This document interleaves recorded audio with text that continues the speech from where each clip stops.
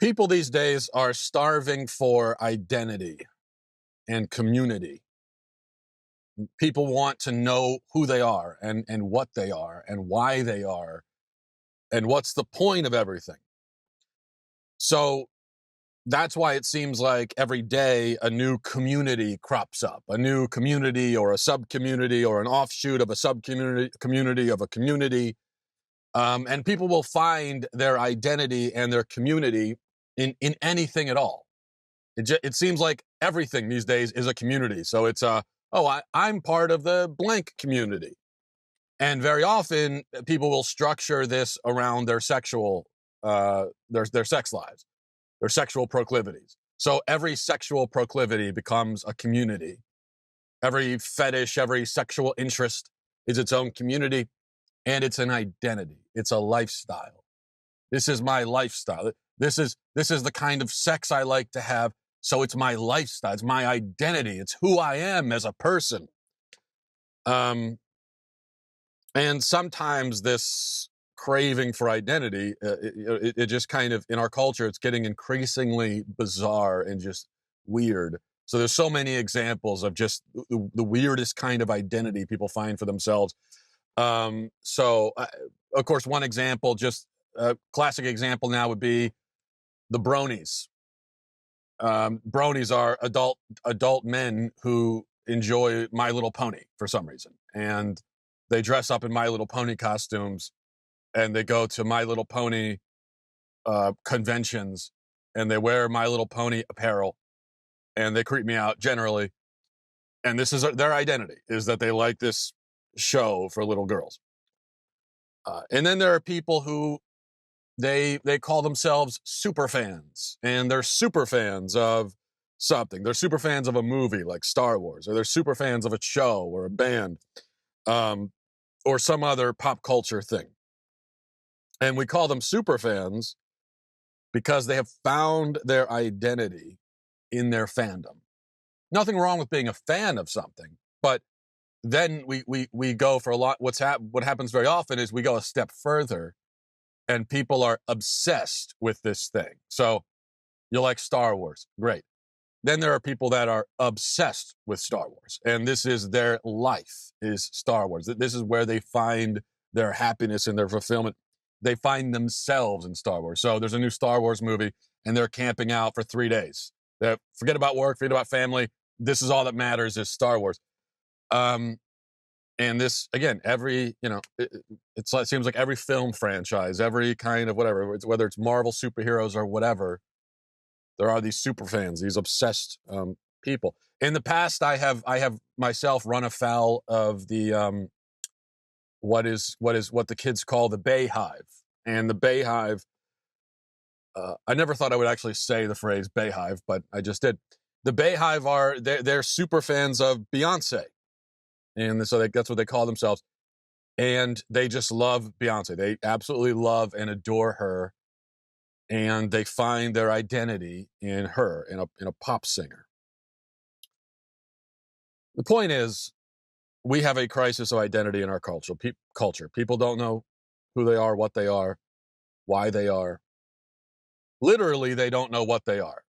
Because another thing is, I think it is otherkins is another thing, and that's otherkins are people who feel like they're really animals inside. So maybe maybe a person is an otherkin because she's really a cat inside. So she'll crawl around and she'll wear little cat ears, and I don't know, she'll use a litter box. I mean, this is what I think what happens in this quest for identity. People are they're, rather than looking without, looking up. People are looking deeper and deeper and deeper within themselves, within their own psyches, within their own egos. They're just kind of plunging into the depths of their minds, of their subconscious, and they're just bringing to the surface whatever they can find. And what they find deep down in there is really just confusion. And it's confusion that takes increasingly dark and disturbing forms. But identity is what they want. It's what they need. It's what everybody needs. And that's where Christianity ought to come in. But the problem is that the Christianity professed from many pulpits is just hollow and worldly, and it doesn't give people that meaning and that purpose and that community and that identity that they crave. So let's just take, for example, the Episcopal Church. The Episcopal Church this week announced that they're going to be removing the words man, woman, and procreation from their marriage liturgy in just the latest, in their latest sort of bow to the LGBT lobby. This is what they're doing because it's offensive to the LGBT people. And Episcopalianism has been kind of skidding into oblivion for decades now. Over the course of the 90s, they lost over 30% of their members. And then in this century, they've been losing, I think, about 2% annually every year. And now there are fewer Episcopalians in America now than there are Jews, which is significant because the Jewish people have always been a small minority in America. The Episcopalian Church, on the other hand, the Episcopal Church used to be the dominant church in America. Not anymore. What happened? Well, you can easily track the church's decline over the past several decades. And you can track it because it corresponds directly with the church shedding its Christian orthodoxy in favor of liberal, secular, worldly, humanistic orthodoxy. So it's just the two things are happening. Attendance is plummeting as the Episcopal Church is just getting rid of one Christian doctrine after another, in the hopes each time of reversing this decline and convincing people to come by being less challenging and by being less Christian. But instead, people just keep leaving. So it began for the Episcopal Church, as it always begins. It began for them in the early to mid 20th century when they embraced birth control and divorce. They got rid of their prohibitions against birth control and divorce. This is where everything always starts, okay? And I know this is an uncomfortable conversation because it's not only Episcopals who embrace those two things in our culture. But here's the thing. Not just the Episcopal Church, but our cultural plunge into the abyss began right there with the proliferation of divorce and birth control. You want to find, if you want to pinpoint an exact moment, that's where it started. That is where it has to start. Birth control and divorce. Because right there, that is how you begin to undermine the family. And to destroy the entire purpose of marriage. And marriage is the foundation of the family. So with divorce, you have forfeited the permanence of marriage, which is one of its defining characteristics. The other defining characteristic of marriage is its procreative capacity. So you've forfeited the procreative capacity of marriage. You've forfeited the permanence of marriage. And now marriage is nothing now. It serves no purpose. You've turned it into just nothing. And so we did that decades ago. Decades ago, the Christian church turned marriage into nothing.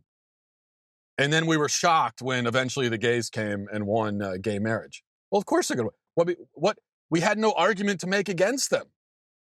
We've already said, well, yeah, marriage that's not necessarily permanent. Yeah, you can make a permanent vow on the altar before God. That doesn't mean you actually have to necessarily keep it. And yeah, you don't have to have kids. I mean, that's not. Yeah, the very first commandment of the Bible that He gives to man and woman is be fruitful and multiply. It's the very first commandment that God gives human beings. The very first thing He tells us to do is to be fruitful and multiply. You don't have to do that, though. You don't need to. That's not really the point of marriage. So the point of marriage isn't necessarily to have kids. It's not necessarily a monogamous lifetime union. Then what is the point? And that's why we were so ineffective when the gays came and they wanted marriage. And Christians were trying to explain, no, you can't get married. And the gays said, well, why not? Well, we had no arguments to make. Coming from this perspective, where we've already said marriage isn't necessarily permanent or procreative, well, then what's our argument? Not to mention that when it comes to divorce, this is one of the things where Jesus, I mean, if you go and read the Gospels and you're reading them honestly, it's almost, no matter how many times you've read them, it's almost surprising how often Jesus actually addresses this issue. It's almost, I don't know, it's almost like Jesus is God and he knew the situation we were going to be in and where the world was going to head. I mean, that's almost what it's like, right? No, that is, Jesus is God. And so he's speaking, of course, he was speaking to the people around him. He's also speaking to us. And that's why this issue of divorce comes up so often in Scripture, and he's so clear about it. Jesus is so clear, saying you cannot get divorced. Getting remarried is adultery. That's what he says. Marry a divorced woman, it's adultery. Boom, that's what he says. It's clear as day.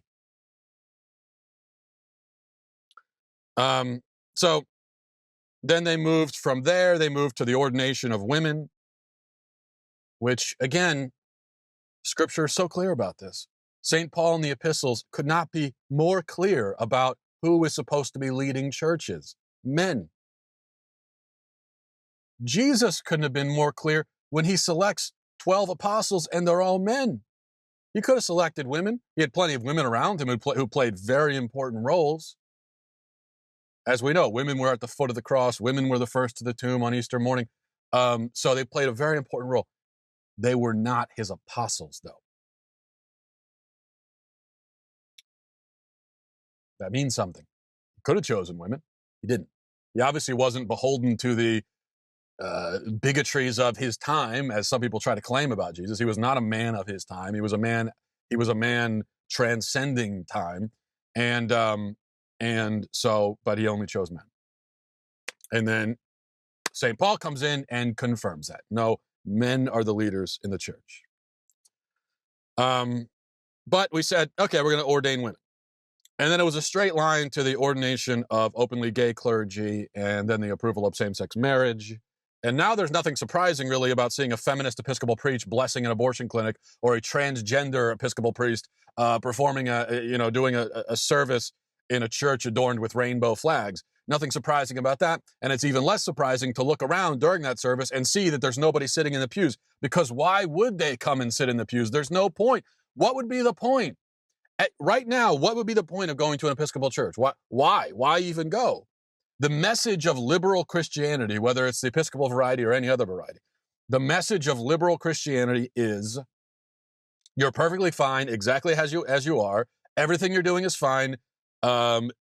Make no changes. Keep up the great work. That's the message. Hey, it's all good. Exactly what you're doing right now. Just keep doing that. Okay? Yep. Thumbs up. That's the message. Now, a very weak person may be happy to hear that message, but they don't need to hear it twice. They don't need to keep coming back to hear it over and over again. All they need to do is hear it once, and then they'll just go off and live their life. They only need to receive that affirmation one time, and then they'll just continue living exactly as they were before, just as lost, just as confused, just as hopeless. The Episcopal Church, like any worldly church, has already given everything it has to offer. You go to an Episcopal service one time and sit down and listen to whatever nonsense they're spewing. That's it. That's all they got. They got nothing else to offer you. But if a person wants worldliness, okay? If what a person deeply craves is worldliness, they can go literally anywhere else to get it. That's the problem. And if they want lectures on diversity and inclusion, They can go talk to their human resources director at work. If they want encouragement to just continue along in their sin, Satan is happy to provide it using a whole host of methods in our culture. And most of those methods, whether it's through pop music or TV or whatever, will be far more entertaining and enjoyable than anything that the crusty old Episcopal Church can provide. So there's no point. If somebody actually wants what the Episcopal Church or liberal Christianity will give them, well, they can get it anywhere. They can get it anywhere in the world. So going to an Episcopal Church for the sort of Christianity that Episcopal churches preach, it's like, it would be like going to a fine dining restaurant and ordering a Twinkie. It's just, there's no reason. If you want a Twinkie, you just go to 7-Eleven. You can get a Twinkie anywhere. No, if somebody says to themselves, I want to go to a really good restaurant, then most of the time they want to go because they're looking for something substantial. They're hungry. They want something real. Okay, give me some real food. And in the same way, if a person wants something higher, okay, if they want to be rescued from the dreariness of modern culture, if they want to find their real and transcendent identity, if they want to be challenged, if they want meaning, if they want purpose, if they want a mission in life, well, then they have even less reason to go to Episcopal Church or any other similar variety of Christianity. Because it's not substantial enough. It's not different enough. It's not saying enough. It's not real enough. It's not asking enough of them. See, this is the great secret of humanity that progressive, inclusive Christian leaders don't understand. The great secret is this: religions grow when they expect more of their adherents, not less. Expect more. Be more orthodox. Have a message that's more at odds with the culture, that's more demanding, that's more challenging, that's harder. Those are the religions that grow. Those are the churches that grow. Religions thrive when they provide a lifestyle that is radically different from the dull, hollow, pointless lifestyle that the world provides, because people turn to religion for identity. And if all they find is more of the same, more of what caused them to go looking in the first place, then they're not going to be converted. So if a church wants to grow, and more importantly, if it wants to save souls, it has to have the boldness to completely, entirely reject the teachings of the world, to just act like they don't exist. That's the way it should operate.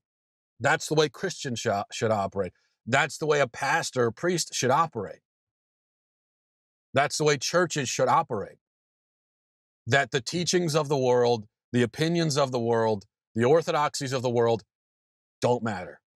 It's wrong. It doesn't matter. It has no bearing whatsoever on anything we do. And we do not care if how we live and what we believe is diametrically opposed to the world. In fact, if anything, we find some encouragement in that because we know how lost the world is. And if we were to ever look and see that we're actually lining up with the world on something, that would be a bad sign. People are looking for a higher identity. They're looking for an identity that transcends the world. And this is it's a natural human desire, because everybody has this innate recognition. Everyone has this innate recognition that there's got to be more out there. There's got to be more to the world. There's got to be more to reality. There's got to be more to themselves. Everyone looks at themselves and they want to change. Everyone wants to change themselves. That's the other part of this. So you look around our culture and it's just people are, not only they're finding their identity in different places, but they're radically changing and doing these makeovers to try to change themselves. And sometimes in the most radical ways. I'm gonna think, well, I'm gonna change my gender. I'm gonna get surgery and change my gender. But even if they're not going that radical, it's still, whether it's extreme diet plans or it's this or that or self-help books or motivational seminars or whatever it is, or joining a cult or something, people are looking to change. They're dissatisfied with who they are. They look at themselves. They don't like who they are. They want to change. They want to believe that it's possible to change. They want to believe that it's possible to emerge into some other kind of new identity that's different from what they have now because they're dissatisfied with it.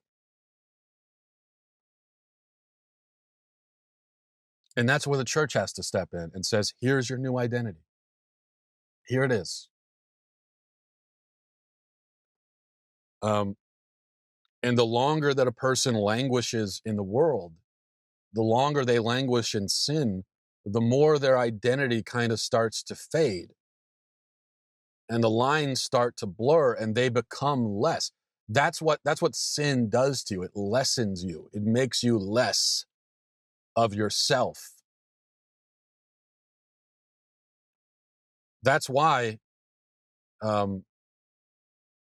think I made this point before, but when you look at really evil people, when you look at serial killers or school shooters or serial rapists or whoever, when you look at the most deranged kind of people who are just wallowing in the darkest sin, when you look at that, they're all kind of the same, aren't they? It's like they're interchangeable, one with the other. You almost lose track of them. School shooters, so which one did which one? You can't even remember. They all seem to be identical in terms of just their motivations, the kind of people they are, just everything, even their history, their family situation. Everything seems to be kind of just the same. They just blur together into one just mass into one weird, gross, horrible fog of humanity. That's what they become. Whereas when you look at the heroes, when you look at virtuous, godly people, well, they're all so distinct and different and beautiful, and their stories are different, and everything is just different. They stand out. They're like these bright, shining stars in the midst of the fog. They stand out. They are so distinct because it's in that where we find ourselves. And ultimately, when we stand before the throne of judgment, when we stand before God, we're either going to be welcomed home into communion with God, where we will finally find our truest, our perfected identity, which is free from all of these sorts of patches of nothingness that are within us, this kind of sin, these holes. Sin are these holes in our soul that are there. And so we all have these bits of emptiness in us. Some have more than others. When we go to heaven, well, that's all filled in. That's all gone now, right? Or if we're cast into damnation, then there we will go and we will be just nothingness. Which isn't to say that hell is real or that we disappear and that so we don't really go to hell. Not saying that. Hell is real. Souls go to hell. Satan is real. All that's real. But the souls in hell have been stripped, or rather they've forfeited all that's real about them, all that's substantial. Because everything substantial, everything beautiful, everything distinct, everything real comes from God. None of that goes into hell. It can't. And so the souls in hell are just this blur of ego, still there in some way. Now they're outside of time and space, but so still existing, but just nothingness. I'm reading a book called The Lord or I just finished it actually. It's called The Lord by Romano Guardini. It's a beautiful book. I highly recommend it, about the life of Christ. And he has a great line about judgment. He says that as you stand there before God, you'll find out how much of you is. I thought that was a great way of putting it, kind of a terrifying way of putting it. How much of you still is? Because there's the you that God gave you and intended for you. And then there's kind of the anti-you that you claim for yourself through sin, that which does not come from God.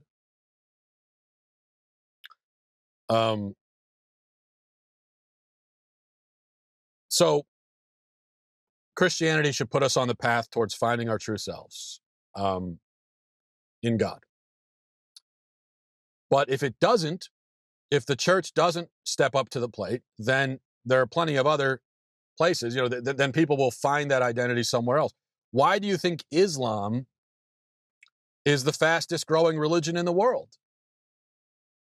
Because it is. Why is that? Think about it. In our progressive enlightened age, Islam is the fastest growing religion in the world. Why? I mean, this is a question that Christians should confront, and confront it honestly. I'll tell you why. Because it expects more of its adherents.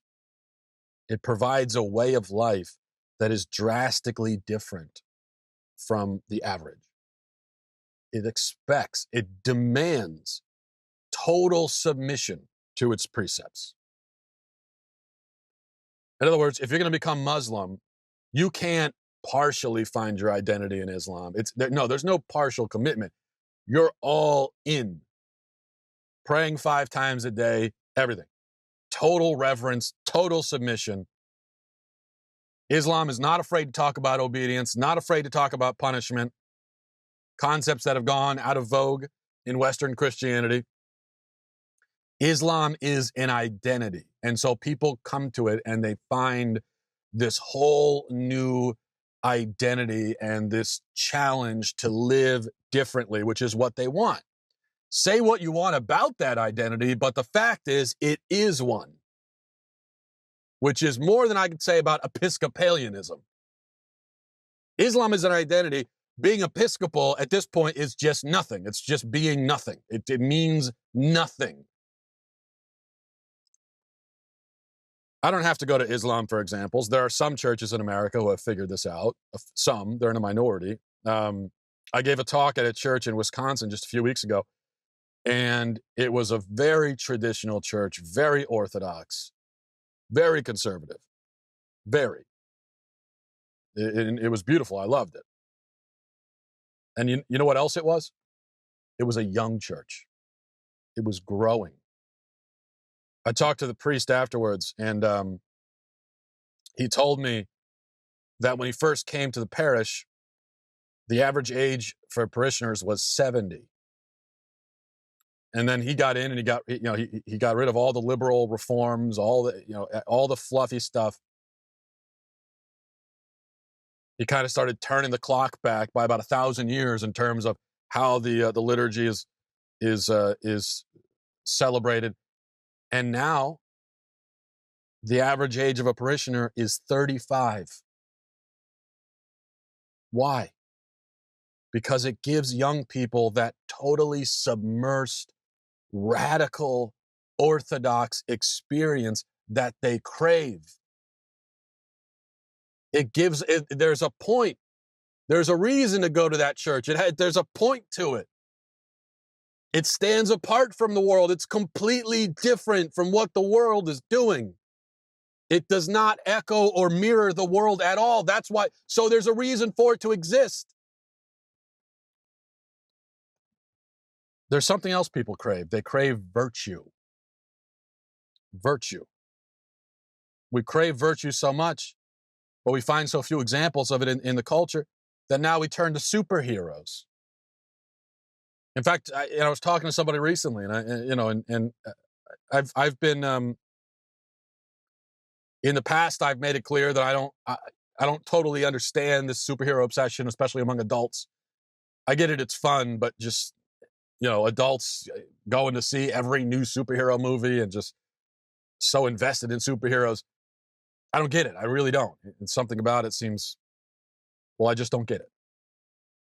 And I was talking to somebody about it, and they told me that they said, well, it's an example of virtue. It's an example of these are good guys, and so much of Hollywood these days is all about anti-heroes, and it's about these kind of tortured people that are just kind of morally ambiguous. Think of all the every Quentin Tarantino movie ever made, where just everybody is bad in the movie. There's no virtue, there's no goodness, nothing. And he made the point that, well, with a superhero movie, say whatever else you want about it, but at least there are good guys and there are bad guys, and there's a moral distinction between the two, and they're fighting for good things, so that's why people like it. And I think that's a good point. But it's kind of sad, isn't it, that people are so starving for examples of virtue and stories of virtue and sort of a defense of virtue, so starving for it that they got to turn to Spider-Man. They got to turn to Batman for it, when they should be able to turn to the church. The church should represent that virtue, should defend the virtue, and challenge its adherents to live by virtue and defend it themselves. It should challenge its adherents to be warriors, to be real warriors, to go out and fight.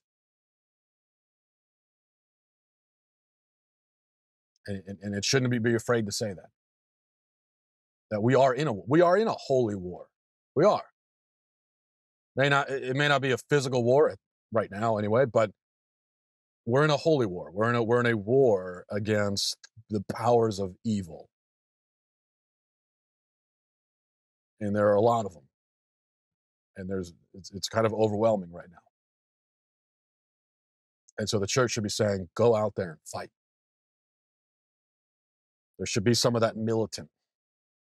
There should be kind of a militant flavor to Christianity, especially in our day and age. That's how you build a church. The Episcopal model is how you destroy it. So I guess we just have to decide which to follow.